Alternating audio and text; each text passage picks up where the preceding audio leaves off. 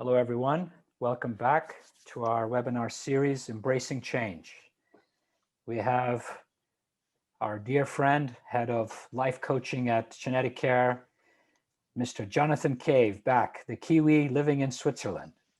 So thank you, Jonathan, for being with us today.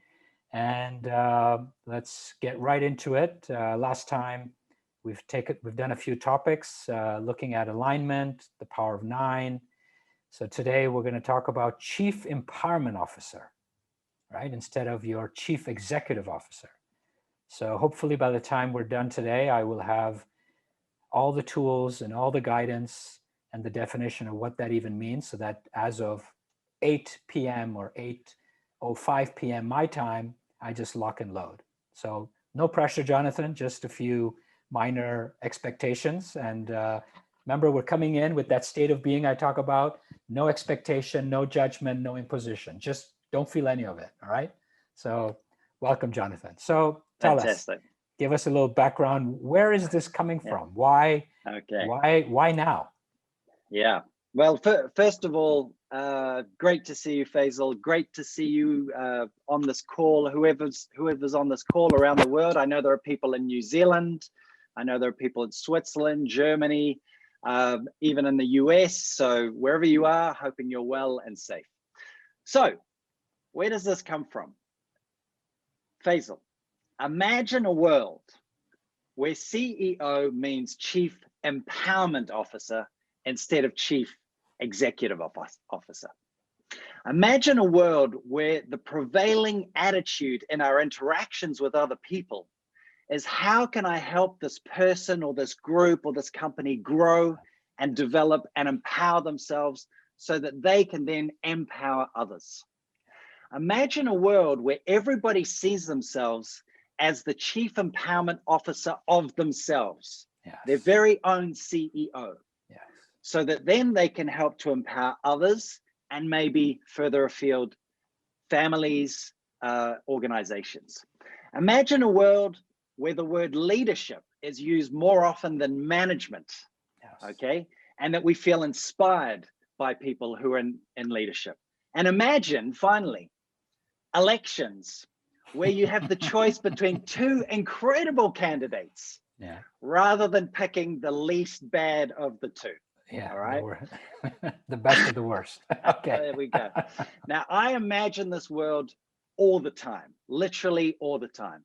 And more than that, I'm actively trying to make that world a reality in my own way.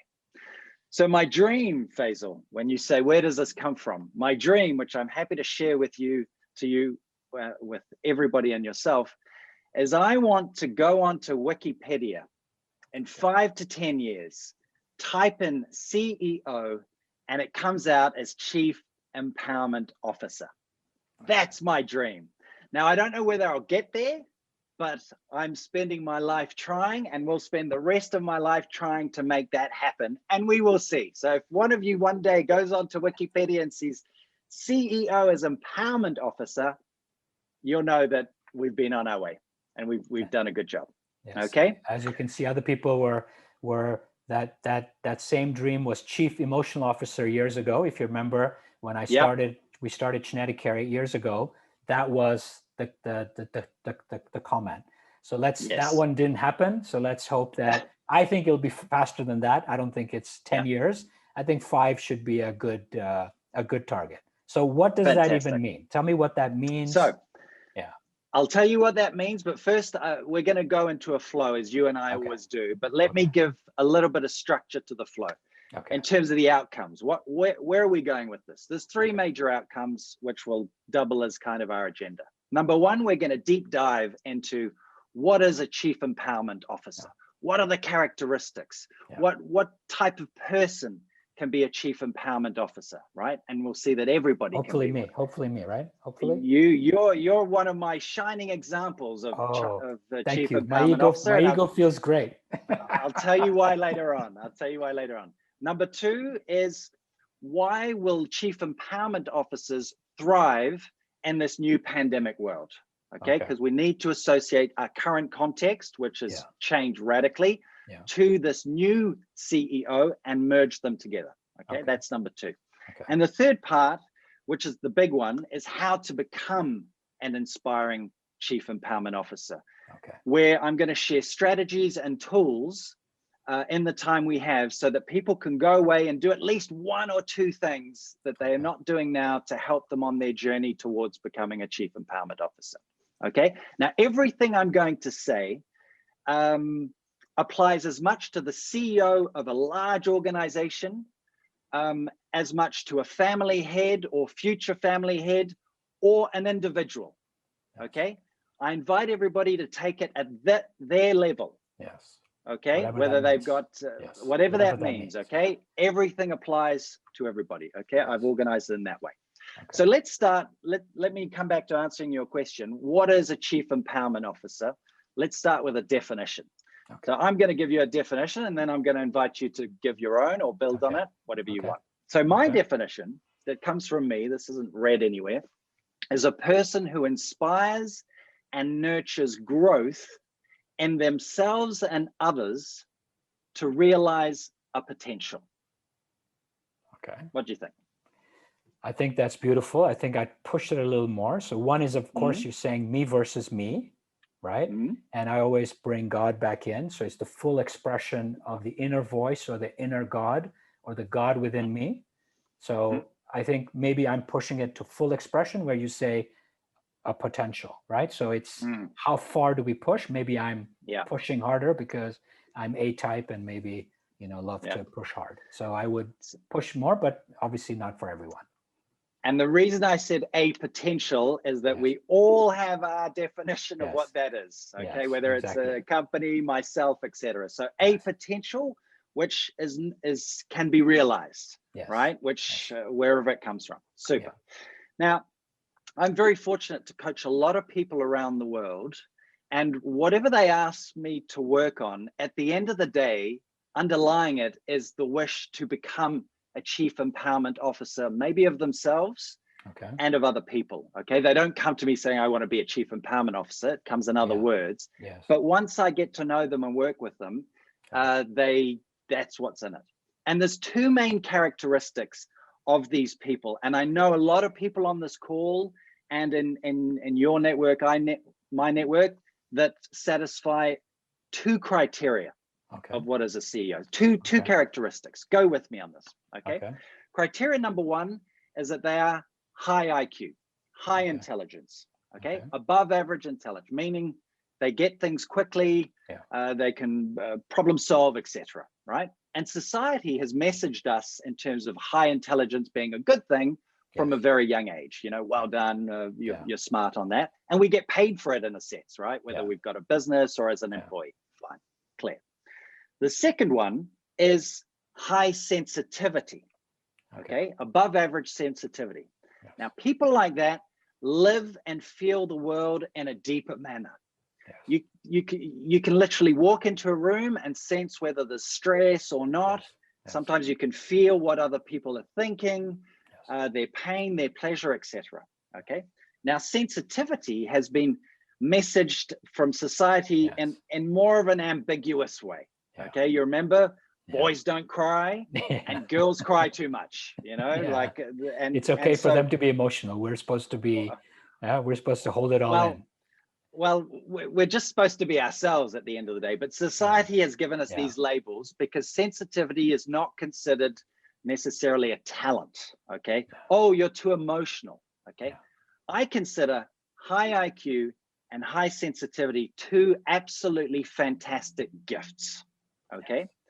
Now, the interesting thing about I'm going to focus on this for a moment. The high sensitive people, it's not easy to be high sensitive because literally you feel so many things. You're connected with so many things. And I'm going to give you 2 extremes and then ask you where you situate yourself. All right. One extreme in terms of high sensitivity is people who have built a protection over themselves because they haven't been able to handle this ultra sensitivity, and they've created they've tried to repress it. And to take the extreme example, this brings out people who can come across as very aggressive, egotistical, direct, arrogant, where we perceive that, Yes. but actually it's a defensive mechanism Yes, too. to protect Yes. the sensitivity inside so that people can't put daggers into their heart and things like that, right? And we all know those types of people. That's at one extreme. The second extreme, and then I'm going to come to you, is people who have totally embraced their sensitivity. Yeah. They have accepted it as part of themselves. I am a very sensitive person, and I'm going to go with the connection. I have nothing to be afraid of. I'm going to be myself and be my connected, sensitive self and say that I love someone and express it. Okay. Yeah. Now, what's your journey, Feisal, in terms of this one to that one? Okay. Well, there was the first one, and then cancer happened, and then the second one evolved, and it continues to evolve. Right. But just one thing on the first one, I think that no matter how much protection we kept and came off as whatever you mentioned, arrogant, aggressive, etc., the daggers still came through and they hurt. Okay, so let's not kid ourselves, right? It really hurt. Yeah.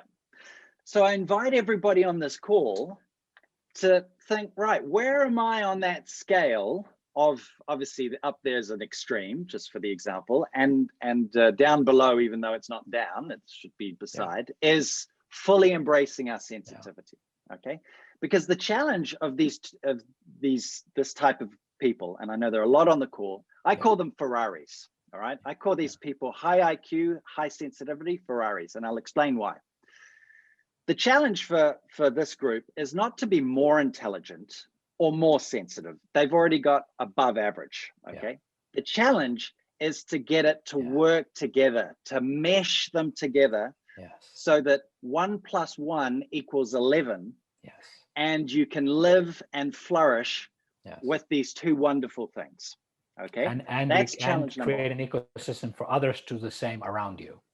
Absolutely. Right? Yes. And why do I say Ferrari? It's because these people can go 350 kilometers an hour. Okay, they can. Yes. But when things are out of whack, they can go 70 kilometers an hour. Okay, and a Skoda goes faster than them. So what I say, the objective for people like us, because obviously I'm one of them, I recognize myself in this. That's why I recognize this in other people, is to say, right, let's go 275 kilometers an hour. Okay, let's go so that we're doing the 24-hour of Le Mans, and we can just woof, woof, woof. We know we can go 350, but if we do that too much, we're going to burn the engine. Yeah. And we know that we need to be our own mechanic to make sure that the Ferrari or whatever your favorite car is, doesn't matter, is in tune and go at 275. Are you with me so far in terms of Chief Empowerment Officer? Two characteristics that I've noticed in the Chief Empowerment Officers that we all are, but want to become more of. Okay. You want to ask everybody to kind of, while we talk, put in the chat where they would be, maybe do a number. Very good idea. Not a good or bad. Why don't you do that, the X one that I was, let's say that as a 0, and the other one as a 10, and kind of, or a scale you want to use. So 0 is the one sort of totally barricaded, because I know that everybody's high IQ, high sensitivity. Yeah. So let's do 0 is very barricaded, repressed. Let's say repressed sensitivity is 0. Okay. And let's say embracing our sensitivity is 10. Okay. Where do you feel you are right now on the scale of repressed 0 and totally embracing 10? Yeah. Okay. So 9.9. Wow. Fantastic. 6, 9, 6. Fantastic. 8. Wow. Magnificent. 12. Oh, someone was 12. That's fantastic. What's the 7? Thank you, Frank. There's a 10. Yeah. 7, 4, 6. Fantastic.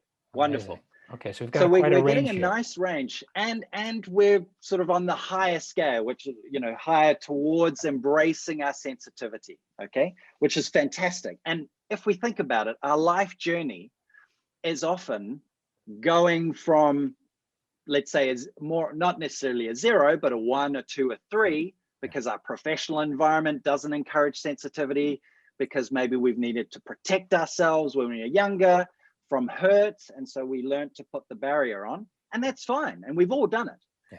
but it's about going from, let's say, the 1, 2, 3, 4 zone to the 5, 6, 7, 8, 9, 10 zone. And I think that at the end of the day is thing. But it's nice to articulate that.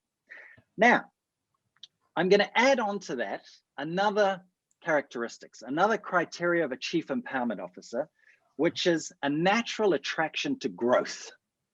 Okay. And let me take you just through the growth curve. We all have a growth curve from the moment we're born. Children, you know, what's that? We go to school, we go to university potentially, first job, second job, and then maybe into leadership and things like that. We're on this magnificent growth curve from a very young age, which for most part is externally driven. Okay, it's externally driven because we're trying to survive and thrive in this world. But there comes a point, and some people call it the midlife crisis, but I know people who are 30 or people who are 60 who have the same moment, where basically there's a disconnect between their situation, which can look super successful, and their internal feeling.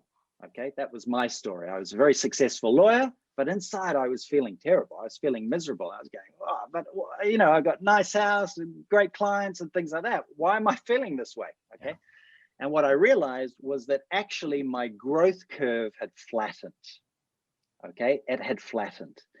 And when that growth curve flattens, we no longer have the fuel or energy, which actually sort of stimulates us and motivates us. And when I describe the growth curve and ask people, do you think you flatten? A lot of people say, oh my God, that's it. That's it. I've reached my objectives. I'm successful. I'm even embarrassed talking about but I'm not feeling successful, and whatever that successful means to you, right? Happy, fulfilled, etc. Well, your growth curve is flattened. Now, here's the problem.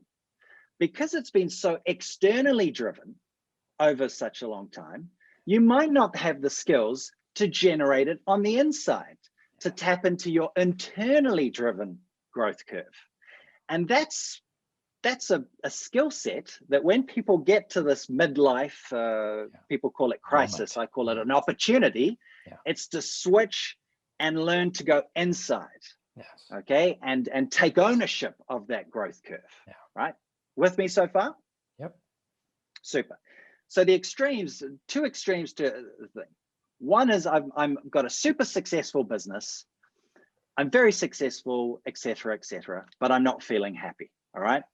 I have got a flat, I might have flattened out. So it's a flat curve. Let's take the other extreme of the person who is so driven by growth, is addicted to growth. Okay, these chasers, and you and I know some, right? The just thing. This is not good either. Why? Because they never find peace and contentment. They never find the rest. They're always thinking, all right, of the glass that's half empty, and chasing, and unable to appreciate what's in the glass already.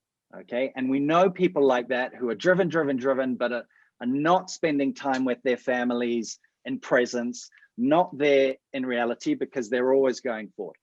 Now, there's two origins behind this growth, this natural growth thing. Okay, the first, I call it a lack of something, meaning we're trying to fill a hole. Okay, now I call it that. We're trying to fill a hole. Let me give you an example. Maybe you and I didn't have enough love when we were young. Maybe we didn't get enough attention or recognition, okay, in our perception. All right, and that has created a hole that consciously or not, we've been trying to fill. Okay, I'm going to give you mine, and then I'm going to ask you yours, Feisal. My parents divorced at the age of 12, and my mum, my brother, and I went to New Zealand, and my dad stayed in Switzerland. Okay, and voila, I didn't have a present dad growing up. It was, you know, a call a month and things like that. So what did I do when I went to university? I chose law, structure, because I hadn't had that from my father and the father figure that normally we get structure from our father. It's not black and white, but you know what I mean, okay? I did 20 years of law, all right? 7 of as a study, and then 13 as a lawyer for high net worth families. And it wasn't giving me what, I wasn't filling my hole. So what did I do? I left and created my own system, my 10-step MyFi process, right? Yes. The power of 9 is part of that. All because I'm trying to constantly fill the hole inside me that I didn't get when I was growing up. Okay. Now I'm turning that to you. What if, and I know this is on the spot, what hole, and I want everybody to think about this. Okay. Everybody on the call as we listen, what hole are you trying to fill? Have you been trying to fill maybe your whole life without realizing it? Go for it. Look, I mean, again, like when I was 13, 14, they asked me what I wanted to be. And I had said part-time doctor, part-time businessman. And I'm by default a pleaser. Okay, obviously I'm working on not being that, because otherwise you just end up a doormat, right? And I did that. I went to the university, I graduated, I built all these businesses, etc. And then of course life changed, and now it's shifted. But I went from one extreme of fulfilling what we call the outward definition of success, to the inward, which is giving back. And now I'm more coming back in balance. So I went from one extreme, right, which in our terms says dunya, which is world, to akhirah, which is the hereafter, right? And coming now to the present moment. And so I'm slowly coming back to the present moment. So that's kind of been my journey. Fantastic. Thank you. And I'd like to ask everybody on this webinar if there's one thing in their youth or thing that they believe they didn't get enough of, put it into the chat now. Okay, share if you want. If you're uncomfortable doing that, that's fine. We won't mention any names. We'll just fixing disagreements. Okay, super. So that's conflict, right? Safety and understanding. So that there was not enough safety and understanding. What else? What else is coming? Support, validation, that bullying at school, all right, which affected us, and people probably attacked our sensitivity. Recognition of our achievements, absolutely, that comes back quite a lot. Okay, we'll just let one or a couple more come. Well, as they come in, issues with mother. Okay, fantastic. So what I want everybody to, there'll be a lot of takeaways hopefully from this, is going, what hole am I trying to fill? And have I been trying to fill maybe my whole life without realizing it? Okay, because once you know that, you know where your growth, the origin of your growth, you know where it comes from. Okay, let me give you a final example on this before going to shining the light, to give you the balance of filling hole and shining the light. Is that, for instance, a lot of people received love when they were young, but it was conditioned. Yes. It was conditioned on performance. Well done, Jonathan. You got first of class, or you came out first in your degree, right? So as a youngster, what happens is that we get the love we crave, but it's attached to a performance, something I did. And what happens? We build ourselves on the more performance that I do, the more, the more love I'll get. Okay. But that's a never-ending thing. Do you see what I mean? It's like, all right, these are what I call performance chasers, where actually all they want is love. Yes. Okay, and they've got this association. So as you think of your whole, think of what associations there are. Okay, take a step back, because that is a huge thing. The second thing, after filling in the hole, your lack, is shining your light. Okay, the chief empowerment officer, in terms of the origin of growth, is we're never really taught to shine the light on ourselves in a way. Okay, we go to, going inside ourselves and discovering about ourselves is not something we're taught in school or university. We're more taught information and processes, basically external tools that will help us navigate in the world. And that's great. We need that. But one of the greatest failings of the education system generally around the world is not learning how to go inside and shine the spotlight on you. And what I mean by that is learning to empower yourself. Take Chief Empowerment Officer, is actually the art of empowering yourself so that you can then help others empower themselves. Yes. Okay. The greatest source of energy that you will ever find is inside you, inside each and every one of us. And we feel that power. We feel that energy. I know we do. Okay. And the greatest frustration is saying, right, how do I get in? How do I access? Okay. Number one.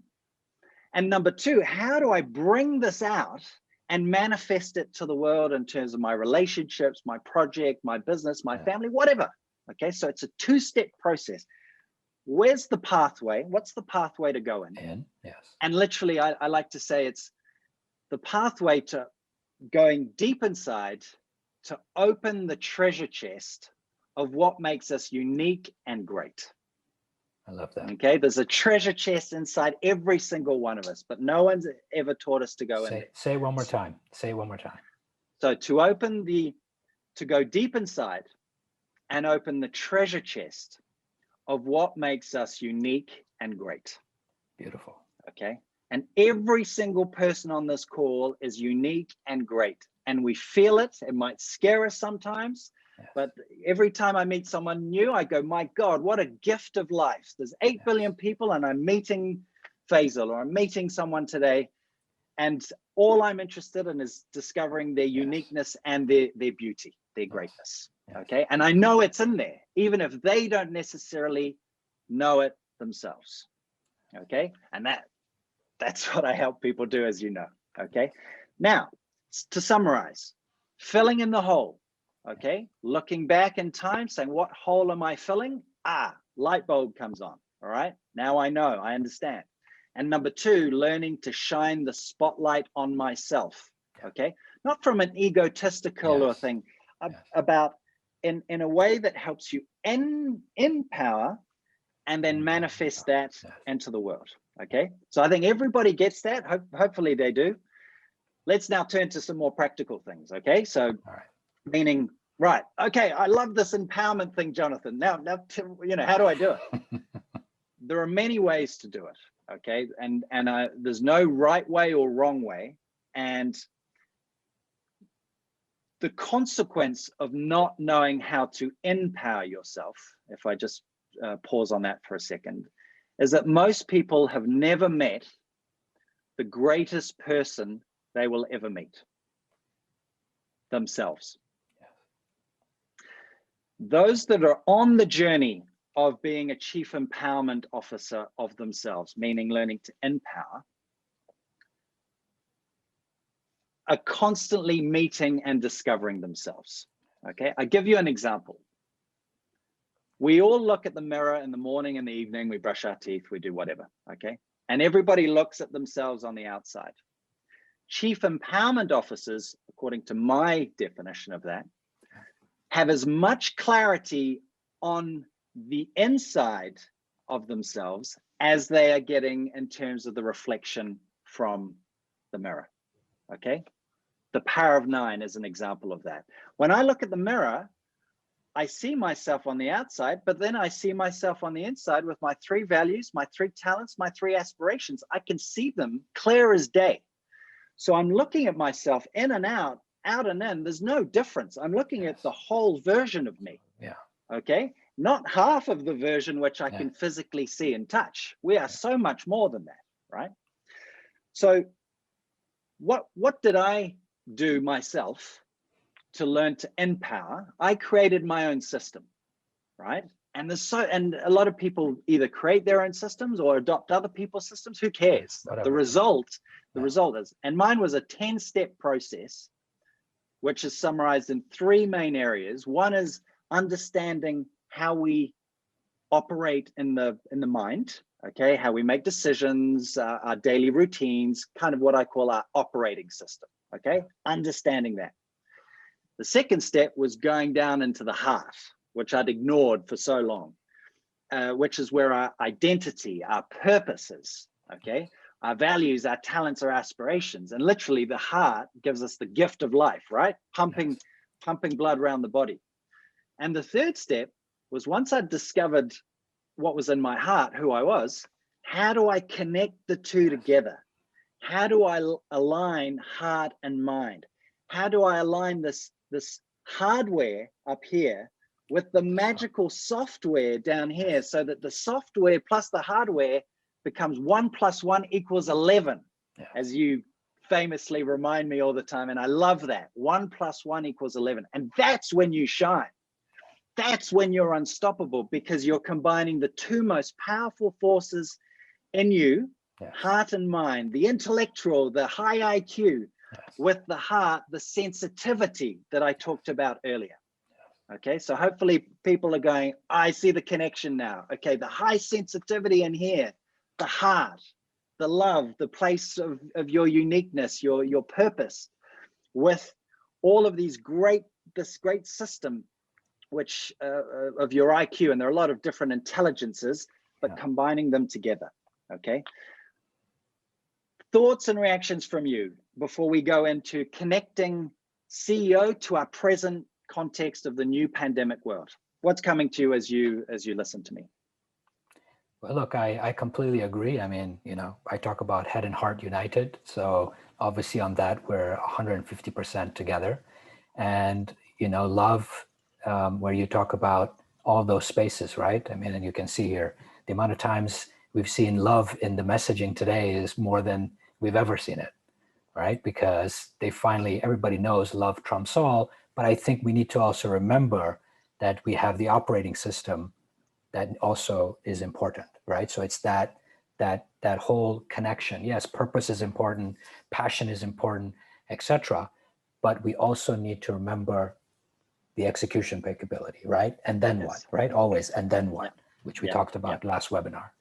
So I love it. I think let's see if there are other comments as we come in, but I think now let's go into maybe the tactical side. Yeah. So now let's associate. I think people get it, right? And I'm feeling a wonderful energy. I know people are all around the world. I don't know how it works, but I'm feeling so energized, and I hope everybody on the call is feeling too. I could hug everybody right now, just because we're in that space. We're in that beautiful space.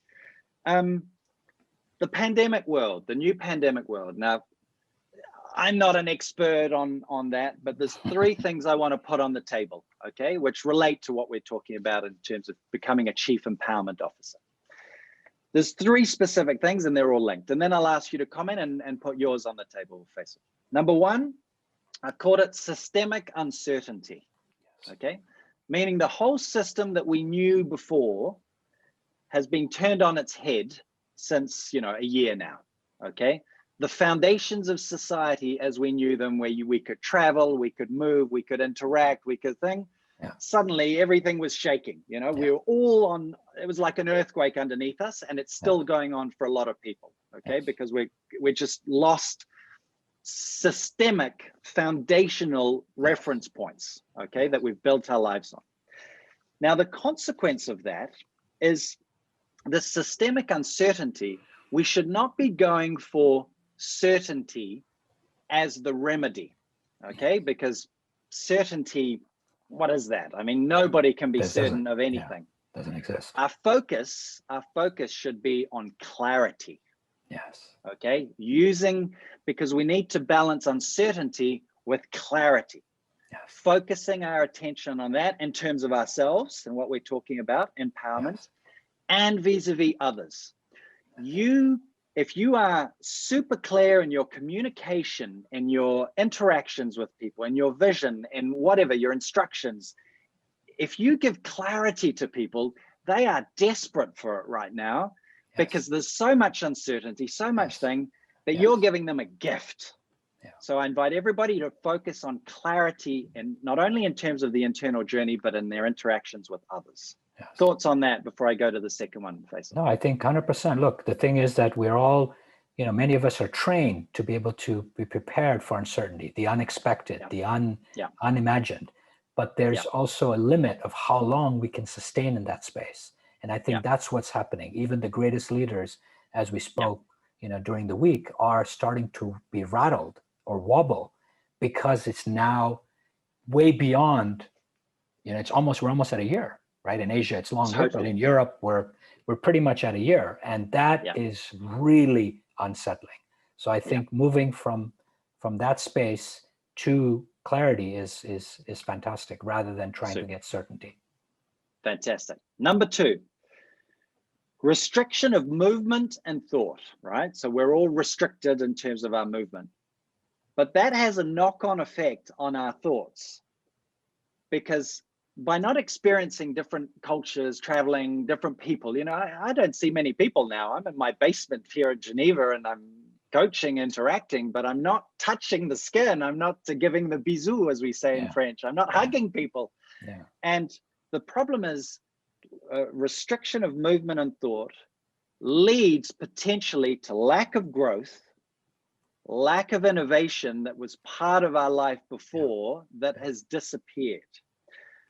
And so the natural external sources of growth have disappeared, making internal growth that much more important right now. Okay? Because when we don't grow, we go the other way around. Okay? There's an expression saying, if you don't grow, you die.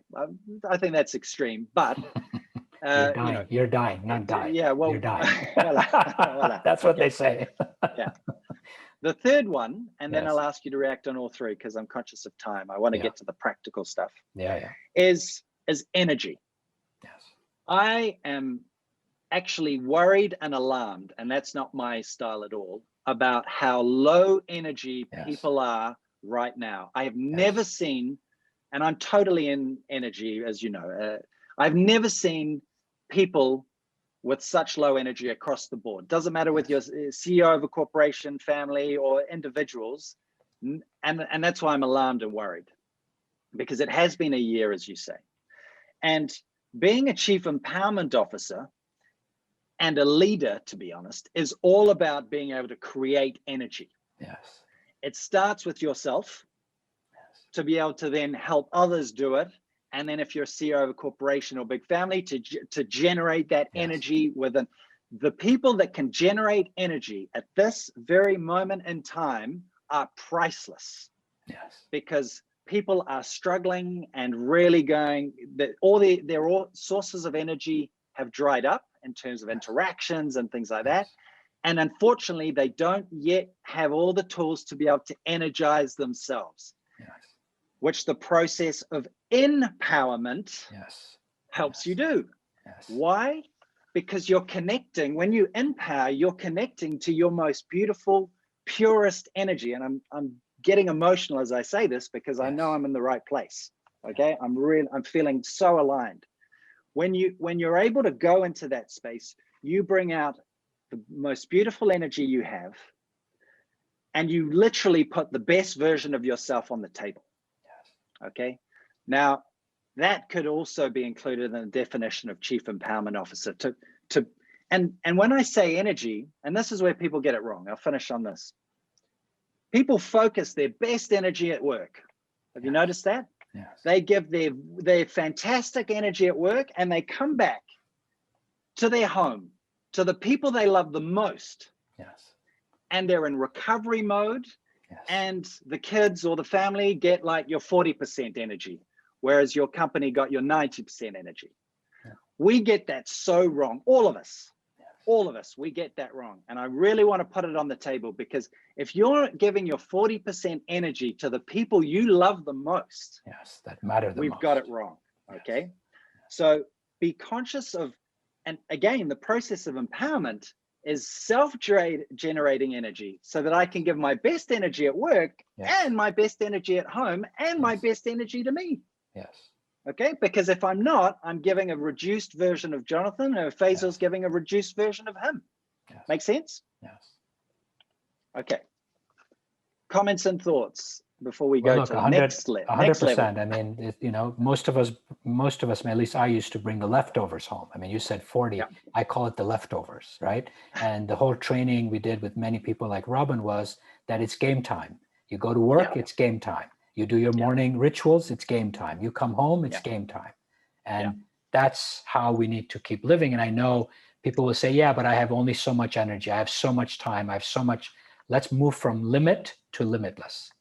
Right? Within realism, right? And create rituals so that we keep empowering ourselves as the day moves, whether that includes a workout, whether that includes journaling, whether that includes, having a conversation, or in whatever it is, right? Meditation, all of those pieces to continuously empower as we move through the day so that we can be in game time, which is presence, engagement, and fully there.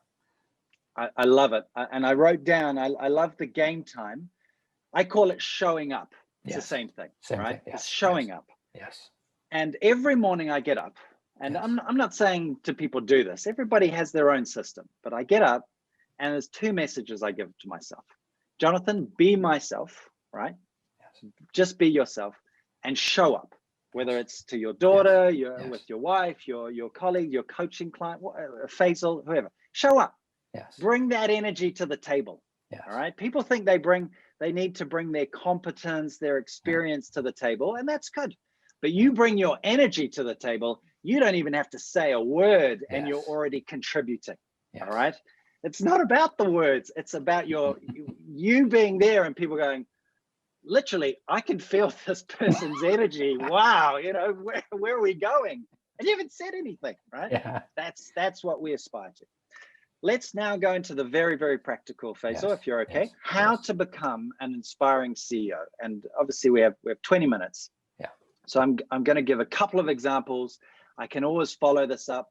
And what we might consider is actually doing a follow-up webinar where we do one or two of these exercises very live, and help people become chief empowerment officers. Yeah. If Sounds that's good. interesting. Sounds amazing.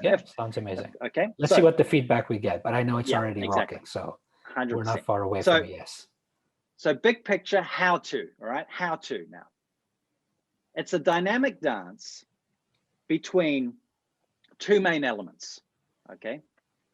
On the one hand is confidence and courage, as I say, okay? We all have external confidence. We can all show up, make a speech, talk to people, fine. But the internal confidence normally is not at the same level at the external confidence. The bigger the gap, the more that is a tension, a conflicting energy inside us. And a lot of us have that, okay? Yes. And there's nothing wrong with that, okay? But the game is to bridge the gap over time. How do I make sure that my internal confidence increases to the level of my external confidence, okay? Because people judge us on my external confidence, but the same speech, I'm feeling it from the inside, right? So it's a different judgment criteria. So the one side is how can we constantly build our confidence, which leads to courage, which leads to actions. That's this arm, okay? This arm is upskilling with some specific tools, all right? Be it meditation, be it the power of 9, be it whatever, to keep on being able to grow. This is about the growth curve and taking ownership of that. So skills and confidence. And it becomes a dynamic dance. I learned to do the power of 9. It builds my confidence. I learned to create an inspiring vision, my confidence. And we're going up, we're building a magnificent pyramid. And before you know it, you've created one of the great periods of Egypt. And it's actually you as the person. And people can see your pyramid, they can feel your pyramid, and you're going, oh my God, I'm a pyramid.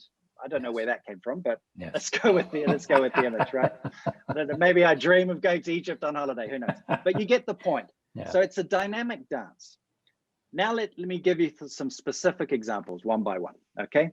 The power of 9, all right? For those of you, I'll give it very short. I'm not gonna do it now because I did a whole webinar on that. But power of 9 is a natural energy that you find in nature that I've translated into human terms with values that anchor us, talents that help us fly, and aspirations that give us a direction to fly to, okay? And you see that in nature.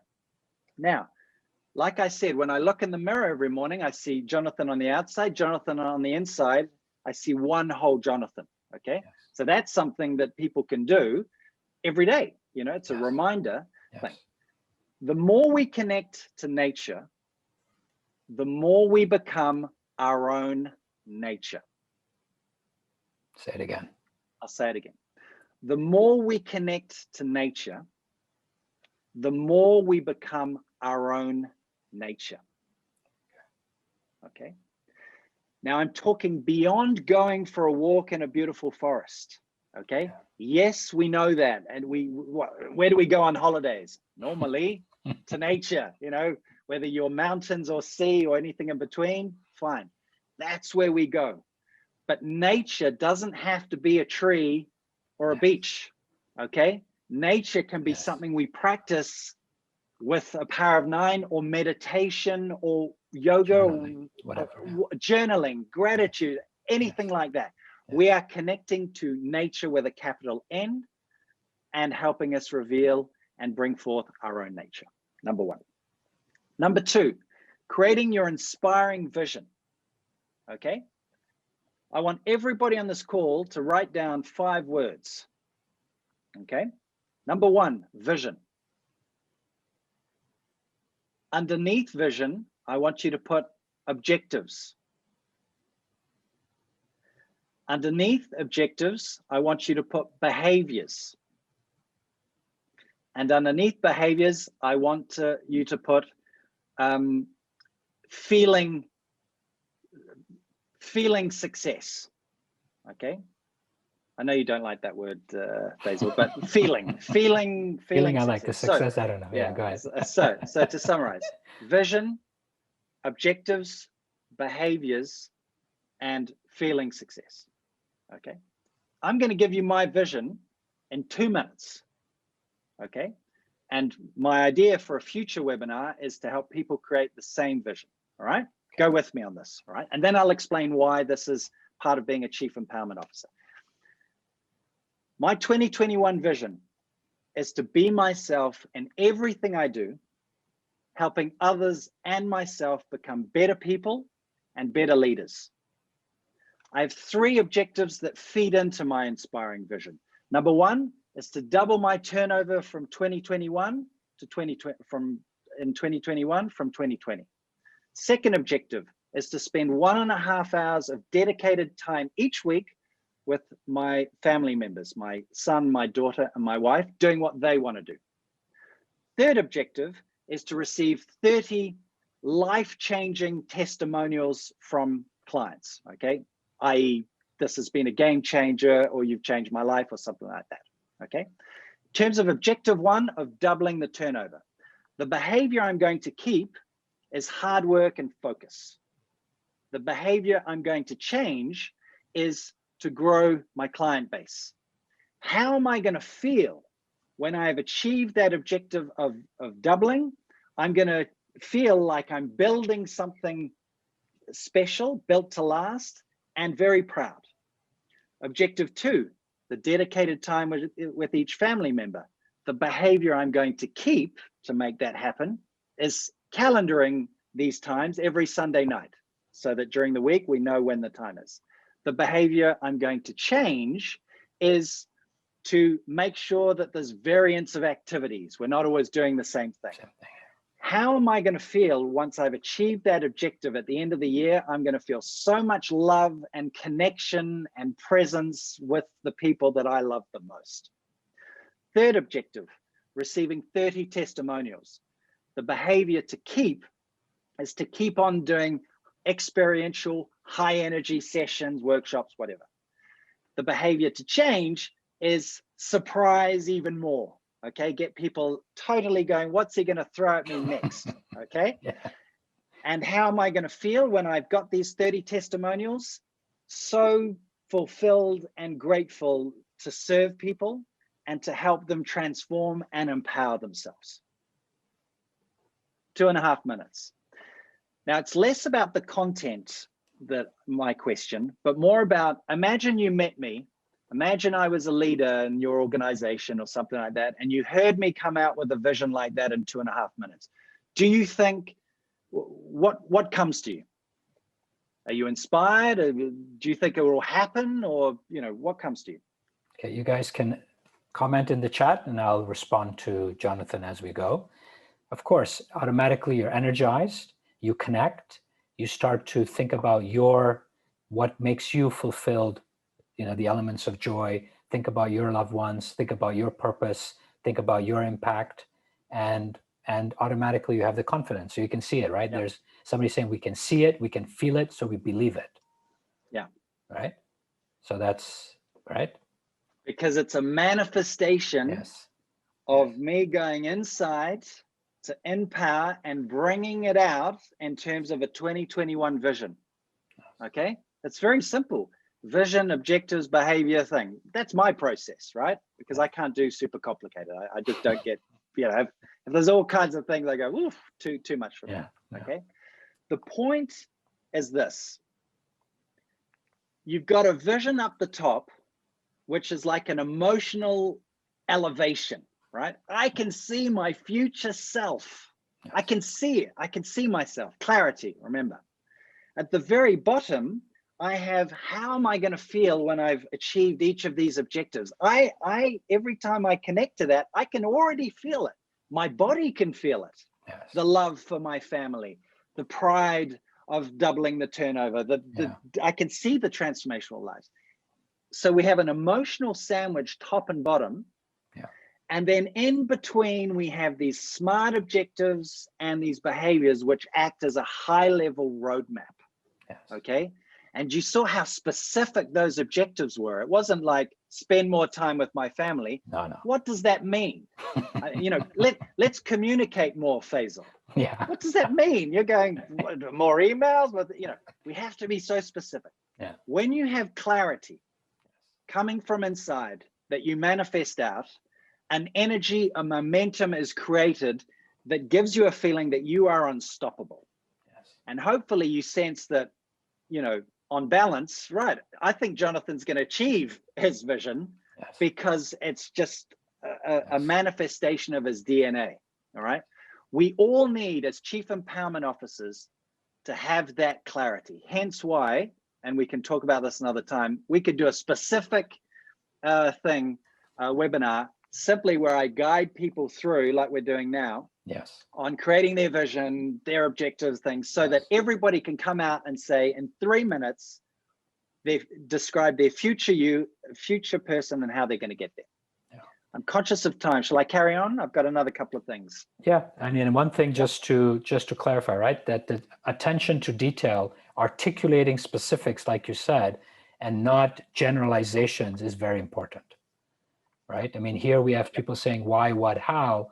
That's fine. Remember, you're already doing what Joe does, which is feeling it, believing it, and have your body experience it before it already happened. So therefore, the universe or whatever you believe is already going to support you in it. And the more precise you are, like you've done and articulated, everybody around you has alignment of how to be with you in your journey.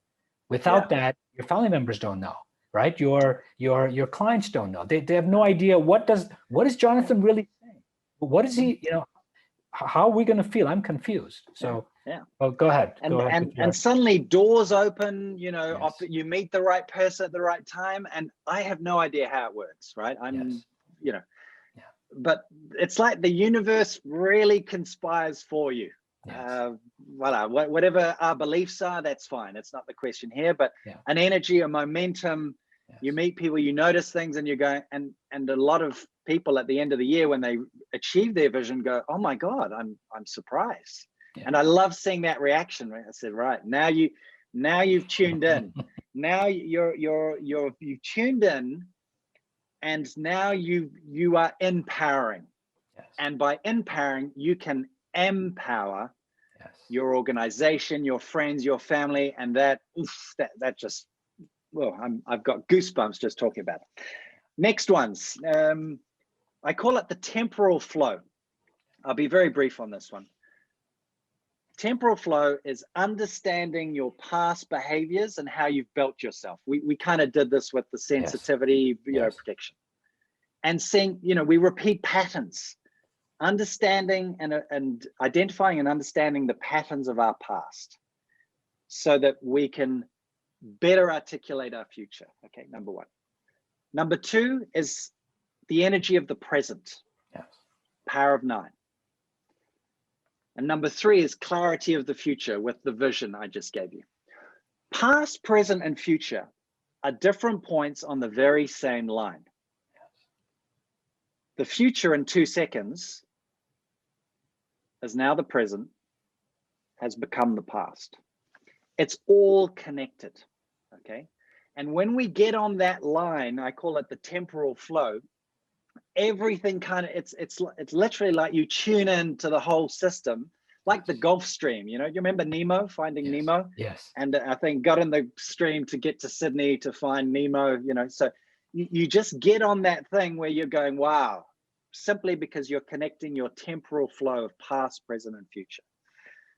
Very practical tip. Every dinner with my family, we go around the table and I ask the question, what's the one thing you learned today? Okay, instead of saying, I say, how was your day? But then I ask everybody to identify what's one thing you learned today. Okay, and my son will say Kartoffel in German, which means potato, and my daughter will say something else. Sometimes I have to pull it out of their nose kind of thing, you know, it's not a thing. But I want them to be conscious of their growth. I want them to view their own growth. You know, we do it when we see someone 6 months later and Yes. a kid, and you go, oh, how you've grown. Be conscious of your own growth by asking yourself every day, what's one thing I learned today? And doing that every day. And at the end of the year, you have 365 things that you consciously learned, Yes. taking on board. Another thing, empowerment vocabulary. Okay, if you're with a team or in an organization, I can send some stuff on this. Learning, growing, constructive feedback, opportunities, improvement, trying things, you know, speak the language of the Chief Empowerment Officer. There's a whole vocabulary that goes with that. 2 more. Focus on the effort. All right. Your child comes home with a great grade. Congratulate them on the effort to get this grade, not the grade itself, because then you're rewarding the result, the outcome, and not the effort that they did. So focus on the effort in your language when you're congratulating anybody, a colleague. And finally, the most powerful four words from our common friend Ravi Chowdhury that you can say to any other person, in my opinion and in his opinion: I believe in you. Okay, I believe in you. But to be able to say that, you have to be able to say, or at least be on the journey to saying, I believe in me. Yes. Love yourself to be able to truly love others. Lead yourself to truly lead others. Believe in yourself to truly believe in others. And when you can do that, you are on the way to becoming the most beautiful Chief Empowerment Officer, not only for yourself, but for everyone and everything you meet and touch and affect going forward. And I'm conscious of time, so I'll end on that, saying what a privilege it has been to go on this journey. You and I always go on pretty amazing journeys. This is a really good one. I'm feeling so much love and energy, and voila, over to you to.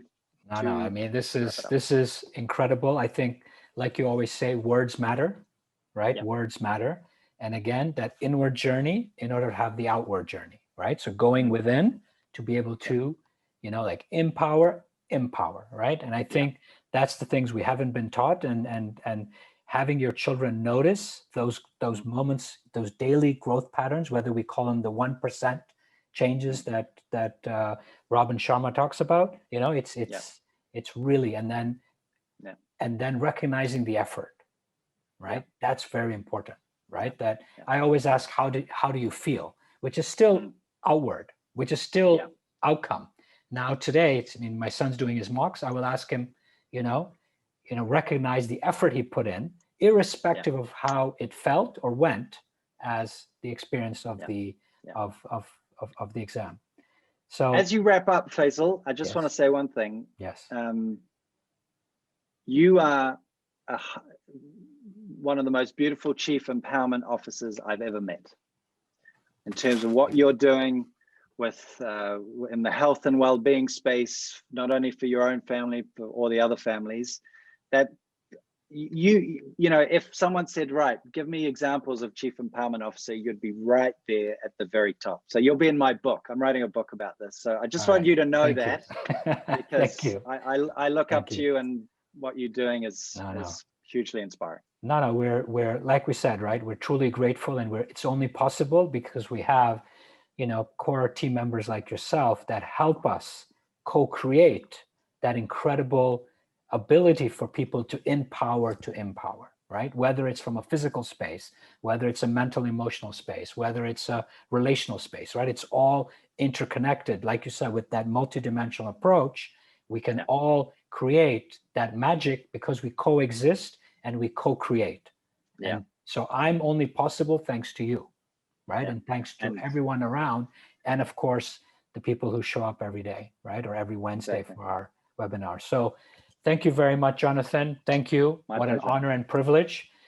Thank you, everybody else, for being there, for being so, you know, so grateful in terms of your comments, your sharing. It's been a beautiful experience.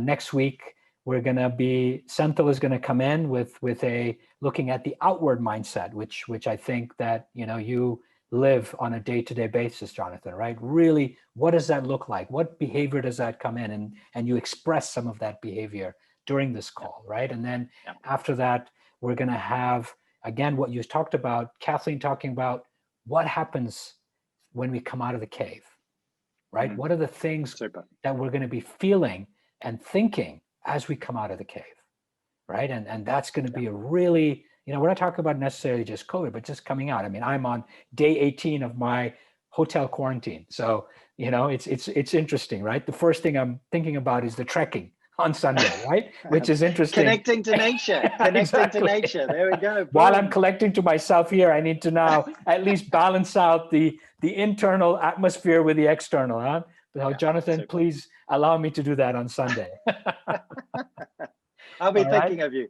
And just a big shout out to everybody on this call, wherever they are in the world, really hoping that this energized and stimulated them, because these are challenging times. And if Feisal and I, right, can bring some energy and stimulation and some ideas and some heart connection, then wow, you know, that's a high purpose. I'm very happy to call our own. There we go. All right. Thank you very much, Jonathan. Thank you, everyone. See you next week. Allez, merci. Grand bisous. Okay. Bisous. Allez, merci. Ciao. Thank you, everyone. À Thank bientôt. You. Bye. Merci. Thank you.